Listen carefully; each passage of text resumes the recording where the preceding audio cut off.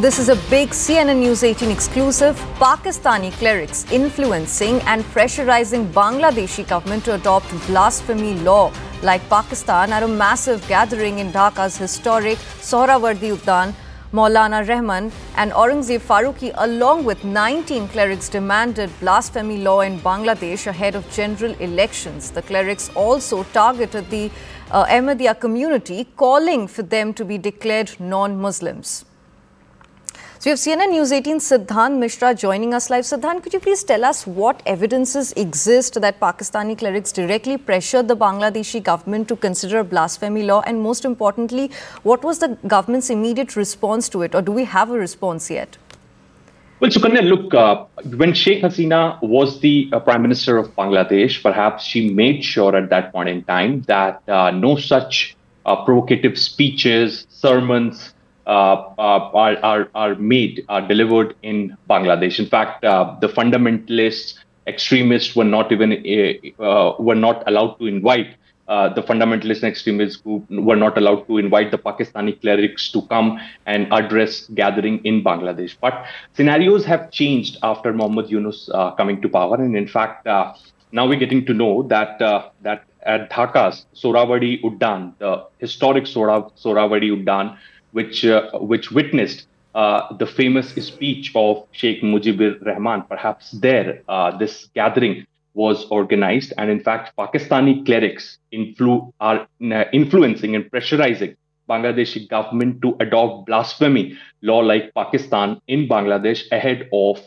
the elections. In fact, the two infamous faces from Pakistan, Maulana Rahman and Aurangzeb Farooqi, along with the 19 other clerics, demanded blasphemy law in Bangladesh ahead of general elections. In fact, hate speeches were made against the Ahmadiyya Muslim community, and in fact, this was said by these Pakistani clerics that they should be declared as non-Muslims like Pakistan.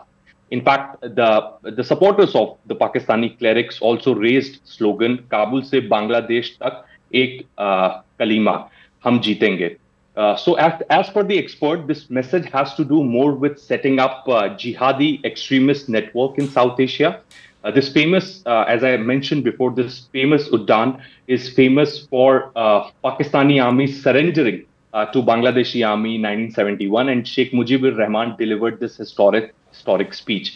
Now, this event was organized by United Khatme Nabuwar Council and supervised by Khatme Nabuwar Protection Committee Bangladesh. This gathering brought together fundamentalist scholars from 5 countries alongside Bangladeshi clerics. The event took a sharp turn when two Pakistan's most influential clerics addressed the massive gathering, Maulana Fazlur Rahman and Aurangzeb Farooqi, and delivered fiery speeches urging Bangladeshi Muslims to adopt a blasphemy law modeled on Pakistan. In fact, both leaders framed their messages as one unity under a single kalima, declaring that Muslims are brothers regardless of divisions. In fact, many in Bangladesh are not liking the way this gathering was organized, the way the Pakistani clerics were invited to make hate speeches, to call for Muslim brotherhood in South Asia, in an attempt to set up a jihadi extremist network in South Asia. But as I said, that when Sheikh Hasina was the Prime Minister, she made sure that such elements, such fundamentalist extremist elements should not be invited to Bangladesh. But since the scenarios have changed after Muhammad Yunus coming to power, now Pakistan is not only engaging with the Bangladeshi government at the military level or at the diplomatic level, but Pakistan ISI is also making sure that Pakistani clerics go to Bangladesh and perhaps leave extremist imprint on the people of Bangladesh. And perhaps that is exactly what has happened at this public meeting in Dhaka.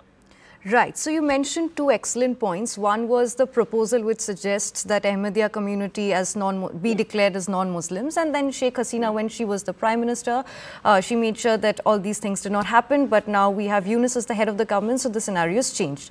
Now, what measures do you think are being considered to protect religious minorities in Bangladesh? Are there any measures yet? And if not, what should they be? Because this is coming right before the general election. And honestly, it doesn't look like a very good sign.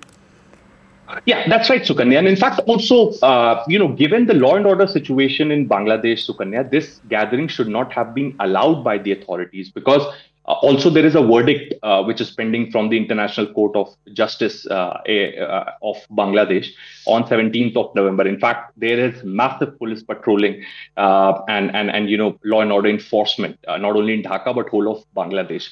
But ahead of that order, this gathering is taking place in Dhaka, where the Pakistani Muslim clerics are demanding Pakistan like blasphemy law in Bangladesh ahead of general elections. Perhaps this cannot happen without the support of the authority. Point number one, Sukanya.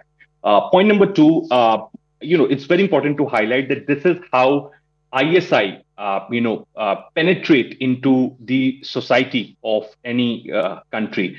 They send their clerics, their Maulanas, and perhaps, that is how they leave the extremist fundamental imprint on the society. And perhaps the same attempt is going on. 19 clerics, we've been told, Sukanya, from Pakistan attended this particular gathering.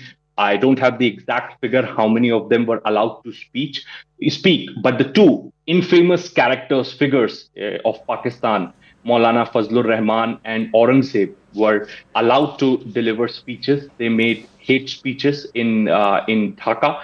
And in fact, emotions are running high because, as you rightly said, there is one section of the society which is concerned over such gatherings taking place in Dhaka because that one section believes that Muhammad Yunus may appear liberal, may appear modern, things like that. But the fact is that he is unable to stop the extremist forces, conducting rallies, organizing rallies, and giving platforms to the hate mongers from Pakistan. So definitely there is a concern as far as one section of society in Bangladesh is concerned. Right. Siddhant, thank you so much for joining us on the broadcast and sharing all that input with us. So in a shocking incident, Naveen Arora, who's the son of senior RSS Swayamsevak Baldev Raj Arora, was shot dead by bike-borne assailants in Punjab's Firozpur. The incident occurred as he was walking home from his